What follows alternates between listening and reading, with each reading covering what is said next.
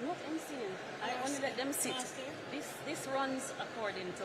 No, but when question after them do the elect, then we elect and shake hands and come and speak.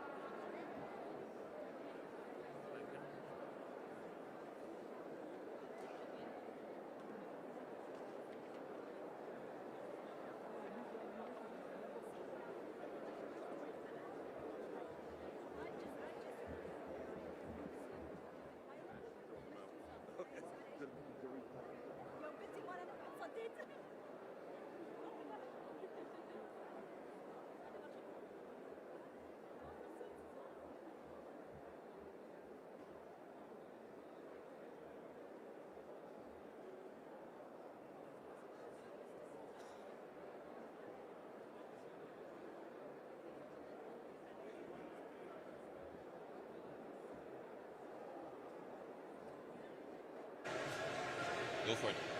Excellencies, ladies and gentlemen, distinguished delegates, may I please ask you to take your seats in order for us to begin with the 29th session of the Conference of the Parties, the 19th session of the Conference of the Parties, serving as the meeting of the parties to the Kyoto Protocol, and the 6th session of the Conference of the Parties, serving as the meeting of the parties to the Paris Agreement. We would like to begin promptly at 11.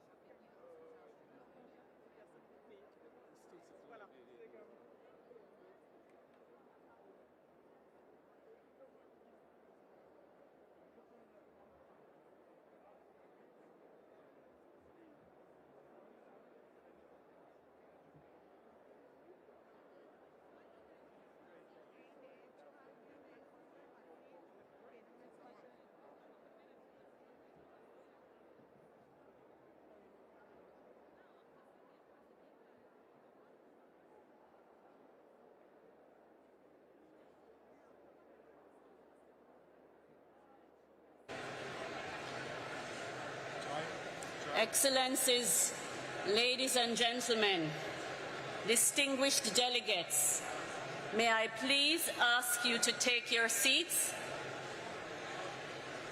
We are about to begin with the opening ceremony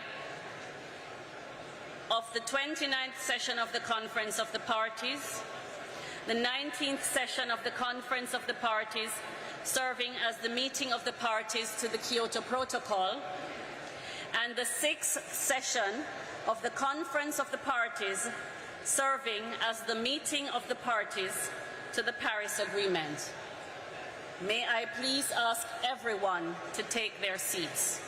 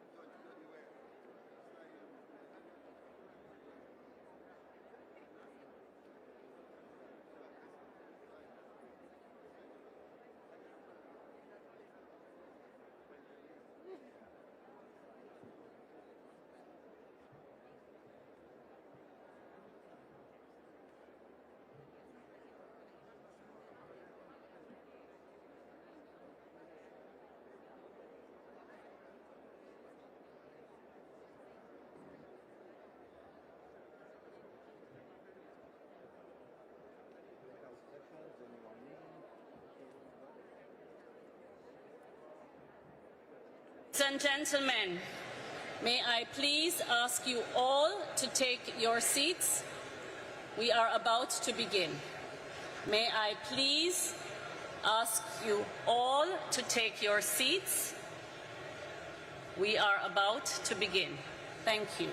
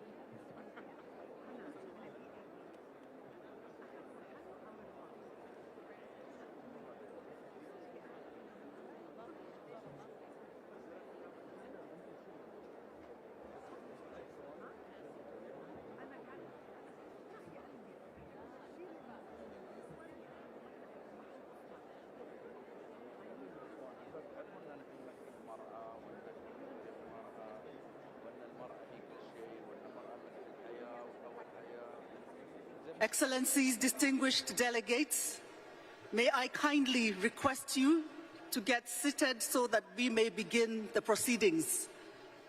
Excellencies, distinguished delegates, kindly take your seats as we are about to begin. Thank you.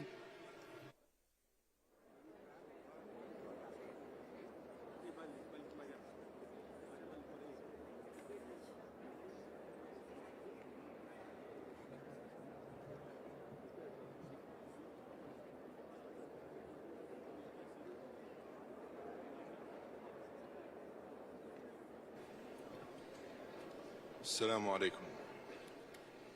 Distinguished delegates, it gives me great pleasure to declare open the 29th session of the Conference of the Parties to the United Nations Framework Convention on Climate Change. And it is my honor to address you now to deliver my final remarks as the COP President.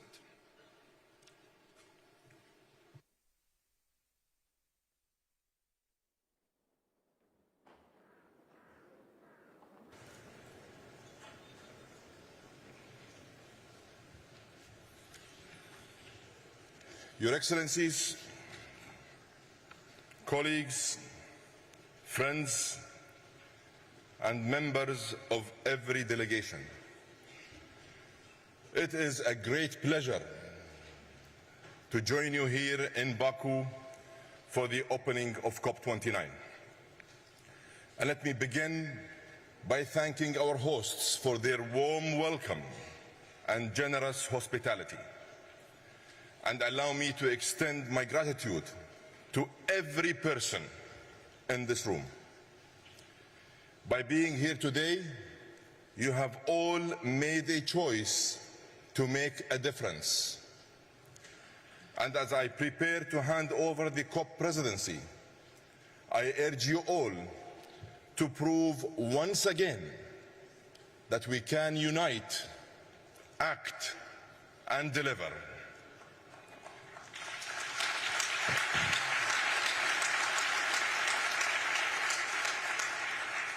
Excellencies, friends, we meet at a time of complexity and conflict.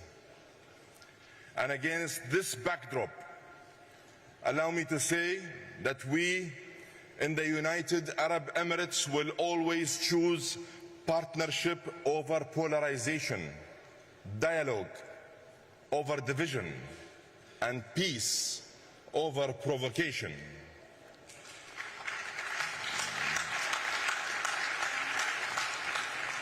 Colleagues, it has been my honor to serve as President of COP28. I have been humbled by the experience, and I stand before you today with a deep sense of purpose, pride, and gratitude. By delivering the historic, comprehensive, balanced, and groundbreaking UAE consensus, we accomplished what many thought was impossible.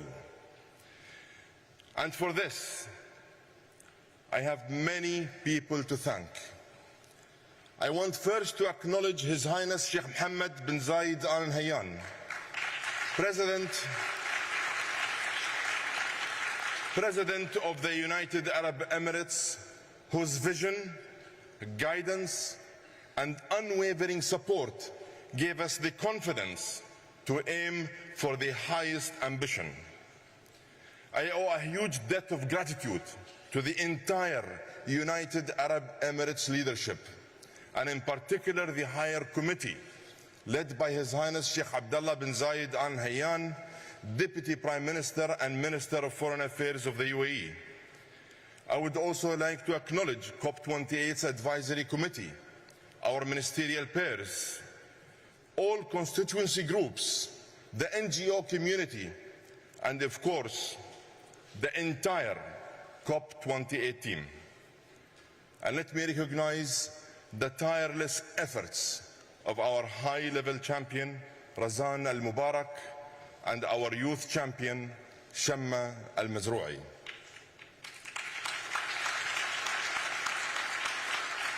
I would also like to thank my dear colleague Simon Steele and the UNFCCC Secretariat, who served as my faithful guides throughout this whole process. And of course, to all of you, the negotiators here today, I thank you for showing the world what real, tangible progress looks like. You united all parties to move forward together. You proved that multilateralism can move the dial. In the end, determination conquered doubt, and your hard work paid off with the first after first for climate progress. And progress didn't end when the gavel came down on the UAE consensus. In the months since the COP28, the initiatives we launched have gathered real momentum and real pace. The world is set to break another record in renewable energy growth this year, adding over 500 gigawatts to global capacity.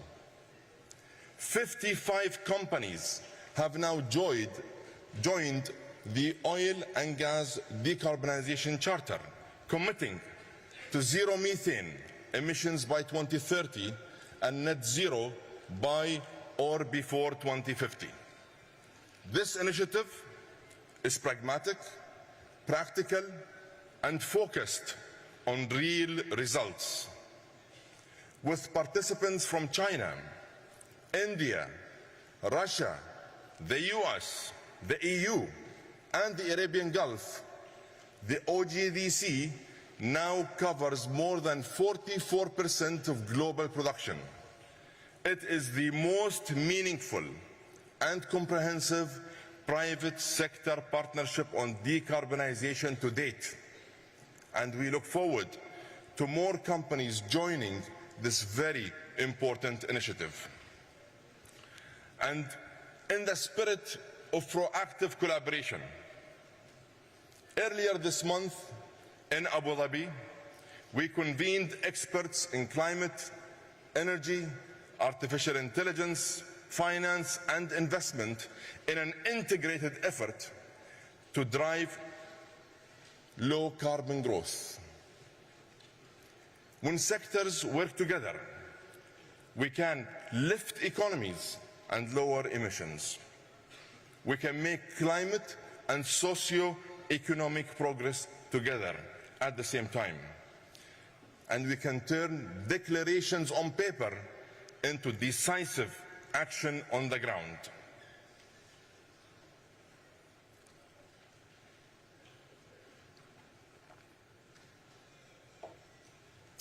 Excellencies,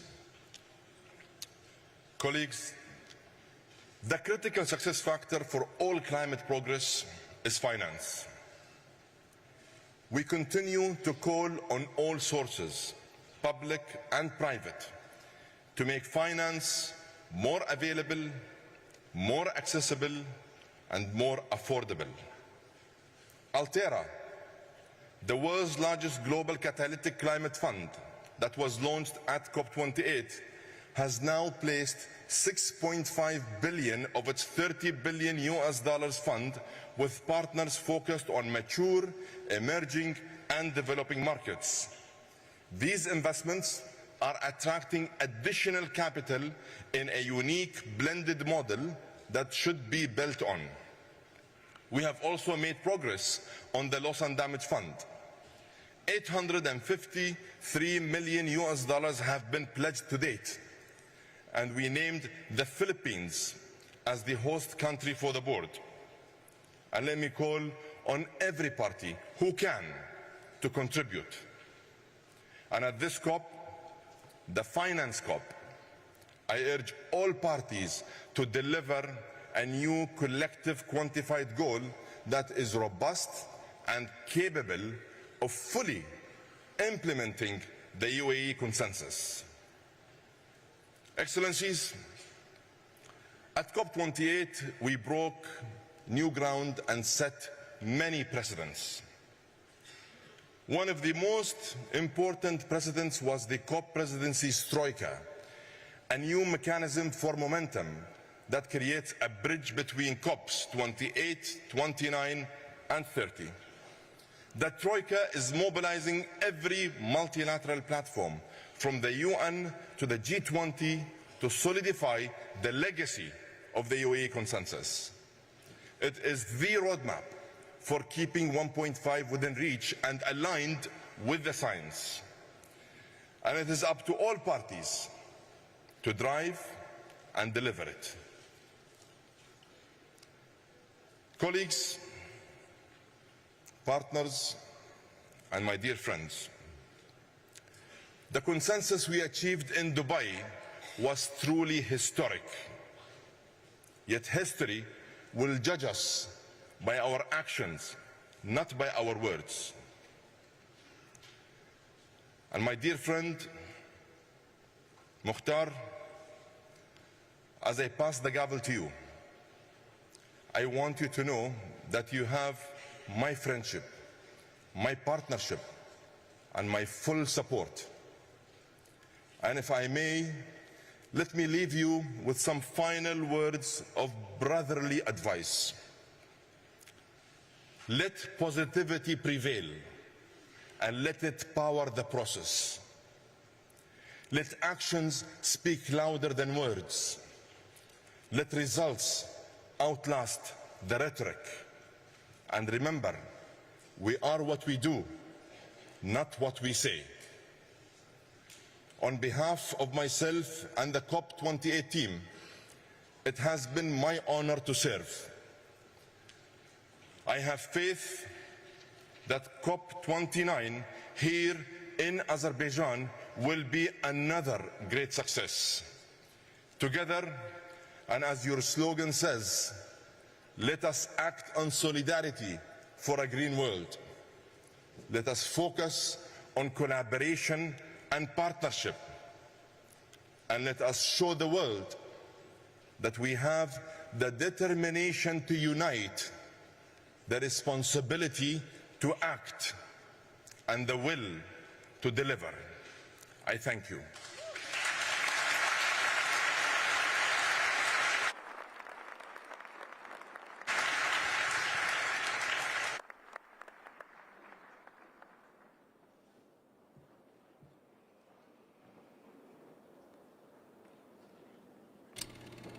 For centuries, we've gathered to discuss and solve our most pressing challenges, united for the betterment of our people.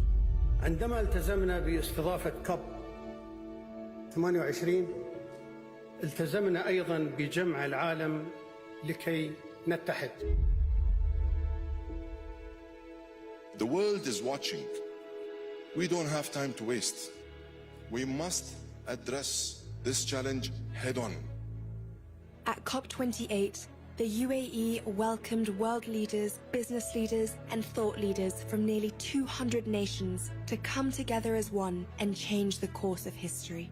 We must recognize the common language we must speak of, and it's one of unity, of inclusion, love, and empowerment. For months, we worked non-stop and moved from talk to action, ushering in a new era of climate action. We have delivered history today. The first time a decision has been adopted on day one. The UAE consensus began as an impossible dream, but look where our dreams have taken us. It is an enhanced, balanced, but make no mistake, historic package to accelerate climate action. It is the UAE consensus. Through the Presidential Action Agenda, we found global solutions to global problems. We are anchoring nature as an existential ally in our efforts to address climate change and advance development.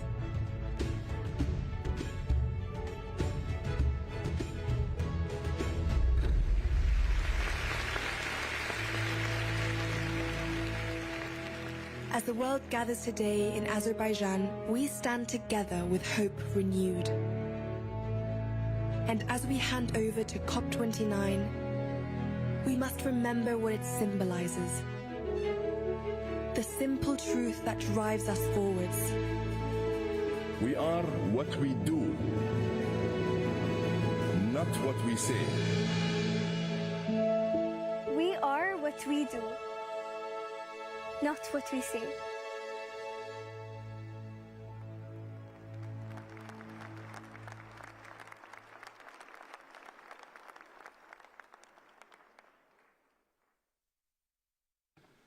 Dear delegates, I'd like to invite you to turn to sub-item 2A of document CP/2024/1/add.2, election of the President of the Conference of the Parties at its 29th session. In accordance with Rule 22, Paragraph 1 of the draft Rules of Procedure being applied, the office of the President of the Conference of the Parties is subject to rotation among the 5 regional groups. We continue the cycle with a President from the Eastern European states, and I am honored to propose that the Conference elects by acclamation His Excellency Mukhtar Babayev, who will serve as President of the Conference at its 29th session.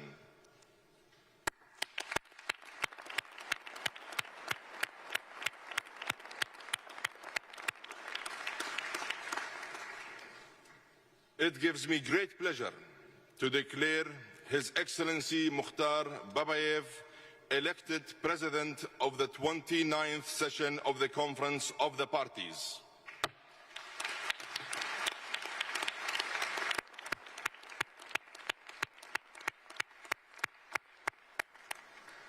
I congratulate His Excellency Babayev on his election.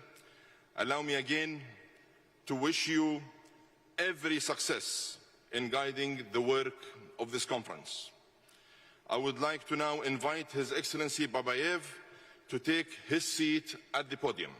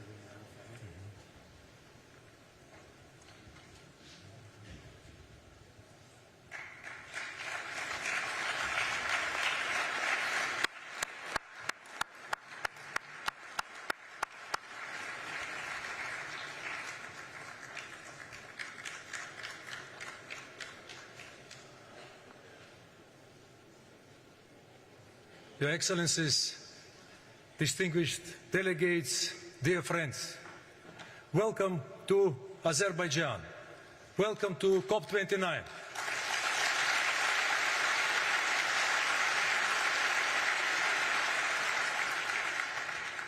It is wonderful to finally see you all here as we complete the first decade after the Paris Agreement.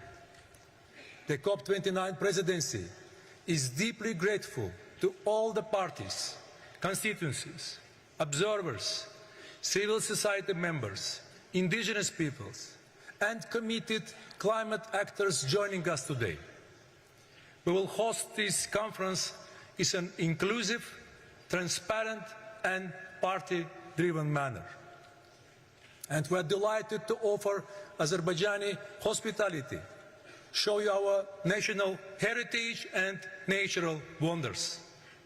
We hope to build new friendships based on sincerity, frankness and mutual respect.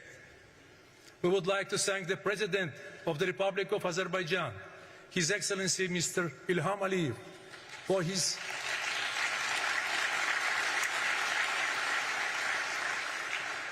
for his active leadership and support for the COP29 team and the people of Azerbaijan who have worked day and night to welcome you to Baku. We also want to thank all our colleagues in the UNFCCC and Executive Secretary Mr. Simon Steele for the support. And thank you to my dear friend, COP28 President, Dr. Sultan Al-Jaber, for you and your team's collaboration. It is an honor to take the gavel from you as we build on the UAE consensus together. Ladies and gentlemen, we must be totally honest. The UN Environmental Programme shows that current policies are leading us to 3 degrees of warming. These temperatures would be catastrophic for billions. They would threaten the existence of communities representatives in this room. Colleagues, we are on the road to ruin.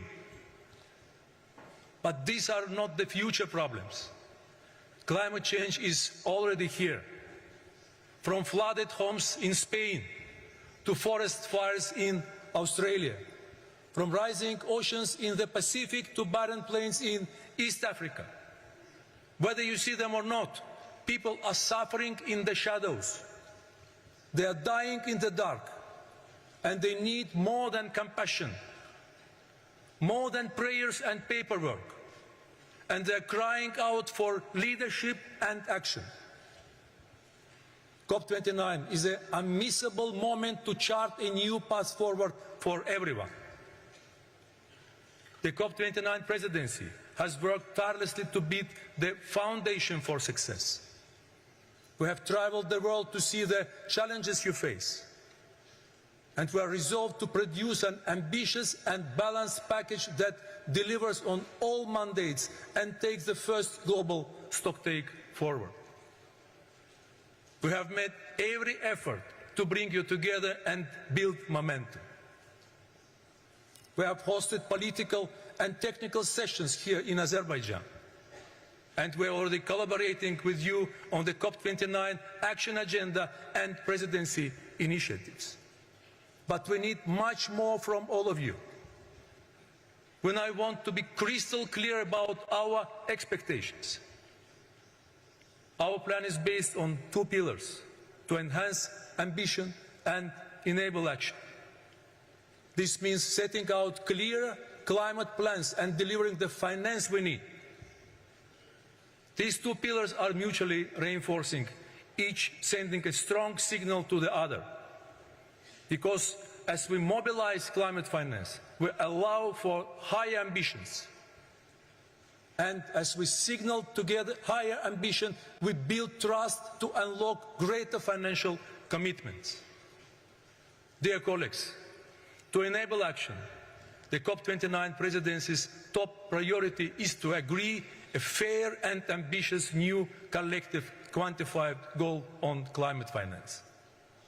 This must be effective and adequate to the scale and urgency of the problem. It must address the needs and priorities of developing countries, including SEEDs and LDCs. And it must include detailed qualitative elements. We have seen some progress on access, futures, transparency and the 10-year time frame. We know the needs we know that the needs are in trillions, but there are different views on how to achieve that.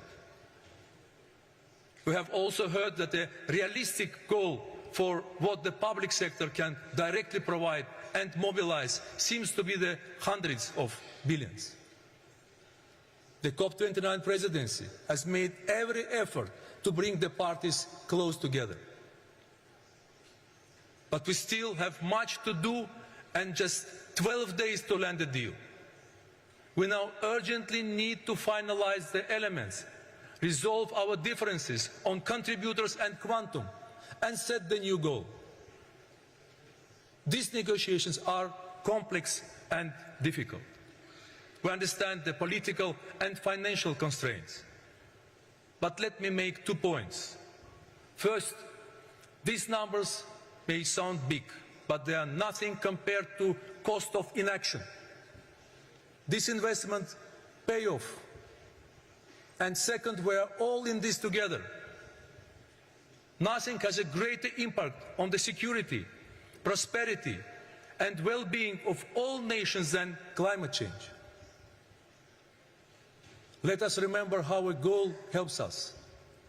It will send a strong signal to financial markets, provide greater certainty for long-term planning, build trust and momentum for collective action, and hold us all to account. This goal is not a burden, it is an opportunity. Ladies and gentlemen, we must invest today to save tomorrow. Dear colleagues, we are also determined to get Article 6 in high-integrity carbon markets over the line. Article 6 is long overdue and will help ensure that protecting the planet pays. By matching buyers and sellers efficiently, such markets could reduce the cost of implementing NDCs by $250 billion a year. In a world where every dollar counts, that is essential. We now need parties to show commitment and flexibility to resolve all outstanding issues. Dear colleagues, throughout COP29, there will be many moments to enable action. At the last board meeting in Baku, we took historic steps to get the Loss and Damage Fund up and running. It is now time to turn existing pledges into contributions and add significantly greater amounts to all funds.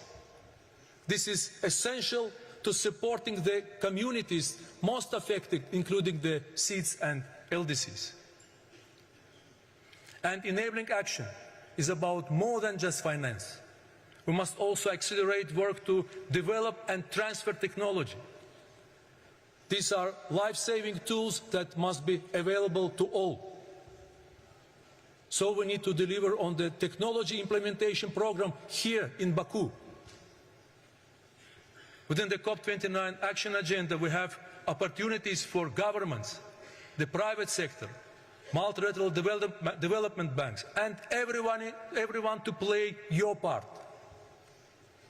Ladies and gentlemen, enabling action will create the means to reach our goals, a 1.5 aligned and resilient world. But we still need to define the ways to get there. First, we need to enhance ambition in the next round of NDCs.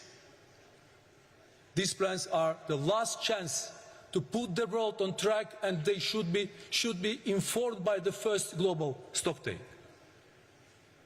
We are grateful to everyone who has already committed to producing 1.5 aligned NDCs. We need to get this right, and we need to get it done on time,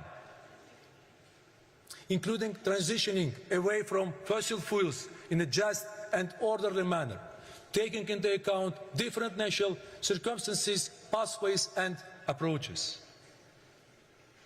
Dear colleagues, as the world's highest climate forum, COP29 cannot and will not be silent on mitigation.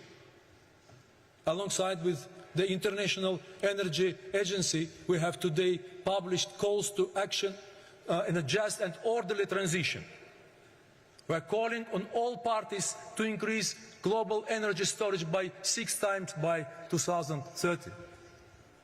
We are addressing forgotten issues such as food waste, which accounts for almost 10% of global emissions. We are co-hosting a methane summit with the US and China, and we have put mitigation on the agenda at all meetings ahead of COP to find a way forward. As a presidency, we are making every effort to attack the problem from every direction without losing focus on our top negotiation priority, the NCQG. Dear colleagues, adaptation has not been given the same attention as mitigation. Azerbaijan understands the needs to adapt because our region faces significant challenges. The Caspian Sea is shrinking and we face glacier retreat and freshwater loss in Caucasus. The timely submission of national adaptation plans is critical. They guide how we share best practice, transfer technology and support each other. We need them by 2025 so we can make progress by 2030. We will also support the work on indicators for the UAE framework for global climate resilience. When adaptation is underfunded, people on the front lines are unprotected. Public money will be essential to enabling ambitions. This is our last chance to scale it up significantly beyond the doubling target for 2025. And after, adaptation finance must be an important part of NCQG. Transparency must underpin everything. The first biennial transparency reports are critical and must be submitted this year. Azerbaijan is ready to submit its BTR, and we would like to thank everyone for their submissions so far. Dear colleagues, we must also address important thematic areas within the climate plans. They must be age and gender responsive, and we support the Lima Work Programme and its Gender Action Plan. The COP29 Action Agenda has identified further priorities for all actors to enhance their ambition. Ladies and gentlemen, when we consider the latest science and everything that we must deliver, from the NCQG to the next generation of NDCs and the first BTRs, COP29 is a moment of truth for the Paris Agreement. It will test our commitment to the multilateral climate system.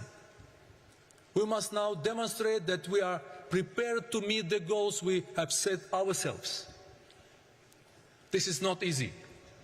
We are setting these expectations because we believe they are absolutely necessary.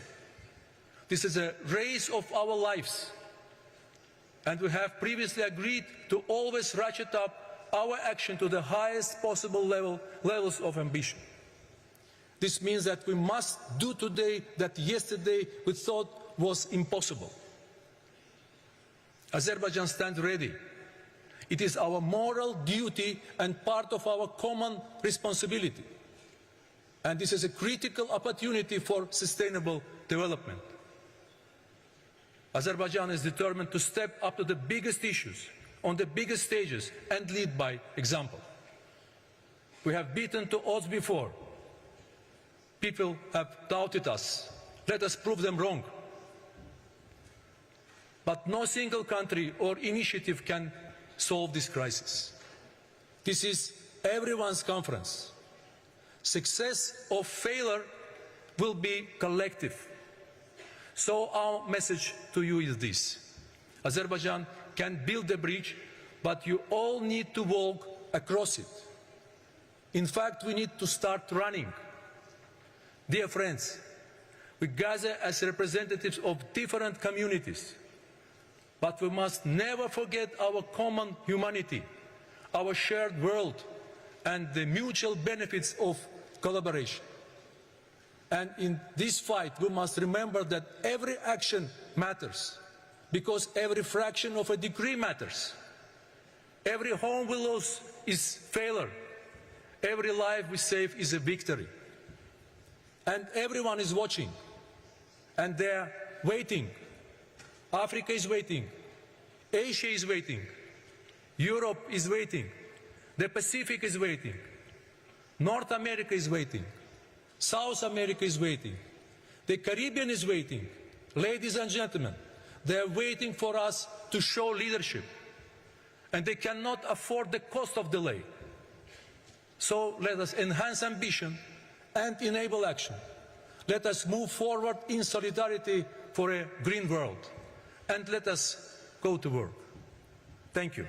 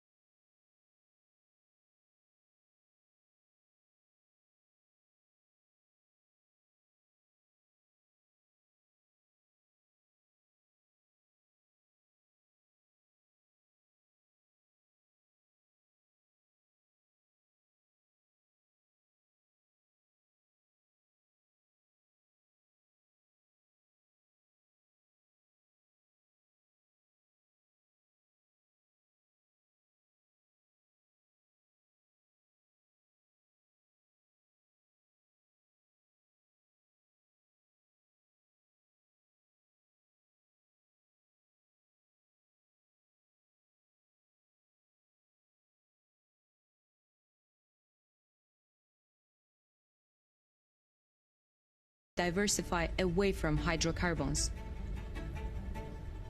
Definitely green energy transition is really backbone of tackling the climate crisis that we are facing. Our country has always been a home of innovation. We have a young, highly educated population that deeply cares about climate change.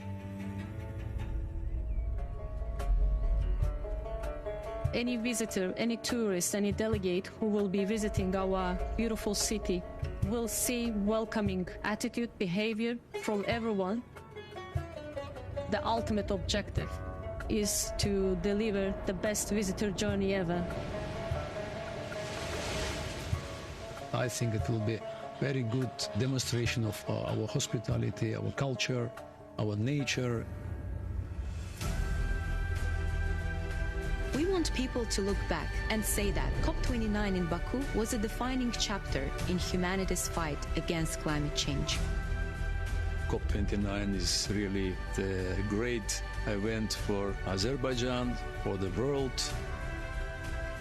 It is a very good demonstration how we decide to live together with our neighbors. At the same time, how we can assist the developing countries to protect themselves from the climate change.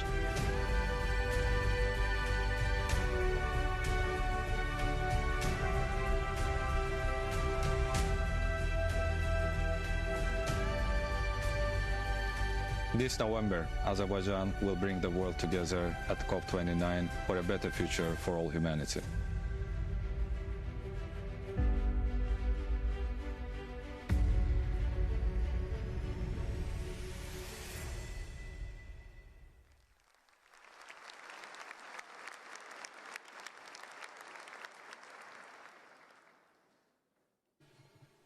Distinguished delegates, friends, dear colleagues, it is my pleasure to invite Simon Steele, UNFCCC Executive Secretary, to address the plenary.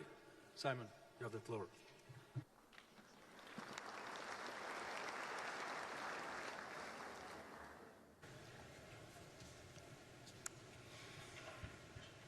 Excellencies, delegates, colleagues, friends, it is an honor to welcome you to COP29. I thank Dr. Sultan Al-Jaber and the Emirati Presidency for their tireless work as they pass the baton to President Babayev and Azerbaijan. In tough times, up against difficult tasks, I don't go in for hopes and dreams. What inspires me is human ingenuity and determination, our ability to get knocked down and to get up again, over and over again, until we accomplish our goals. The lady I'm standing with in this picture is my neighbor Florence, in Karaku. In July this year, this was us, standing in all that remained of her home after the devastation of Hurricane Beryl.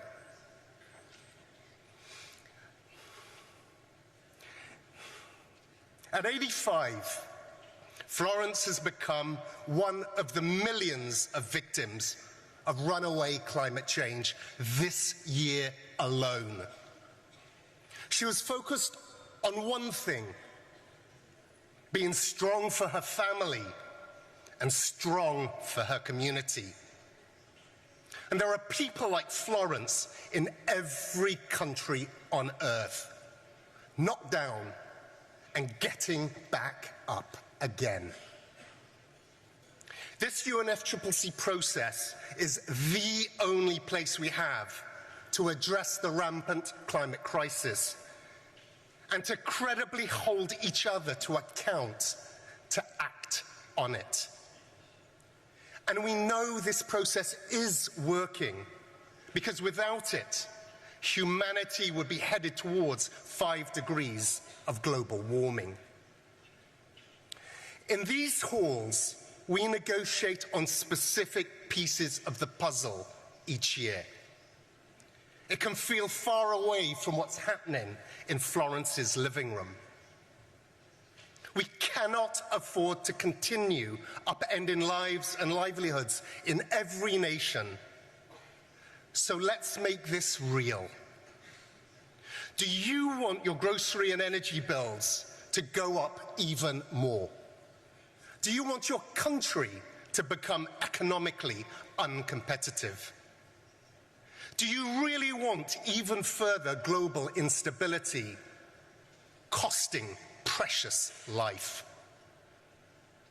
This crisis is affecting every single individual in the world, one way or another. And I am as frustrated as anyone that one single COP can't deliver the full transformation that every nation needs.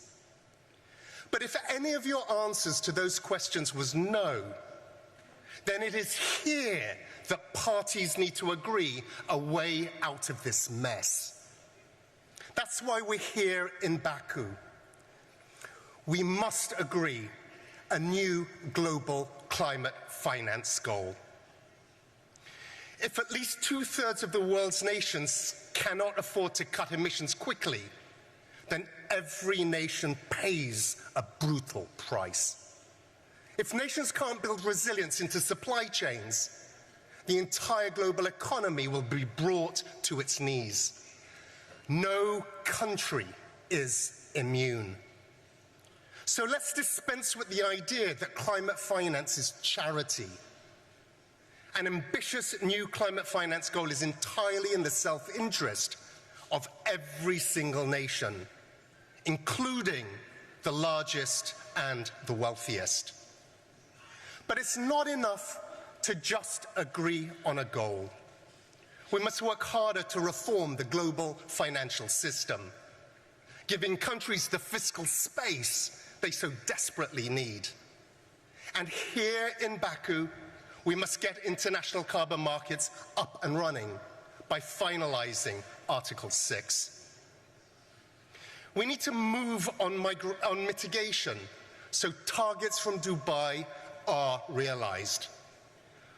We mustn't let 1.5 slip out of reach.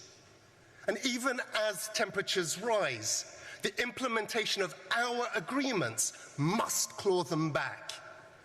Clean energy and infrastructure investment will reach $2 trillion in 2024, almost twice that of fossil fuels.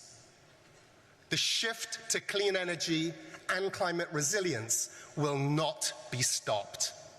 Our job is to accelerate this and make sure its huge benefits are shared by all countries and all people. We must agree adaptation targets. You can't manage what you don't measure. And we need to know if we're on a pathway to increasing resilience. And we must continue to improve the new mechanisms for financial and technical support on loss and damage. We can't make decisions in the dark. Biennial transparency reports due this year will give us a clearer picture of the progress we're making and the gaps that we need to fill. This year, all countries will deliver their third generation of national climate plans, NDCs. To support countries in creating and communicating them, the UNFCCC will launch a climate plan campaign. It will mobilize action from all stakeholders and align with the efforts of the UN Secretary General and the incoming Brazilian COP presidency. In parallel, we'll restart climate weeks from 2025, aligning them more closely with our process and the outcomes it must deliver. As a Secretariat, we'll continue to work tirelessly with what we have got, while being clear on what funding we need so we can deliver on what's increasingly being asked of us. And we'll keep focus on the safe, inclusive, and meaningful participation of all observers at this COP. In the past few years, we've taken some historic steps forward. We cannot leave Baku without a substantial outcome.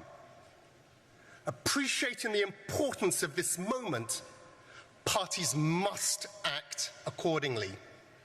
Show determination and ingenuity here at COP29.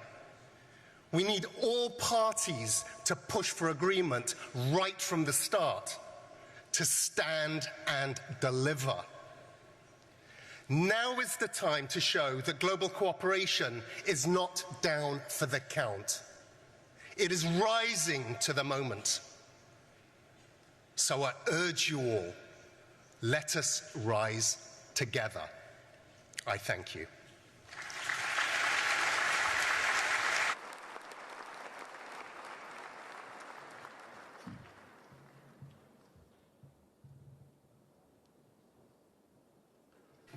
Thank you, Simon. Delegates, we will now suspend the session for final consultations on the adoption of the agenda. We will resume shortly.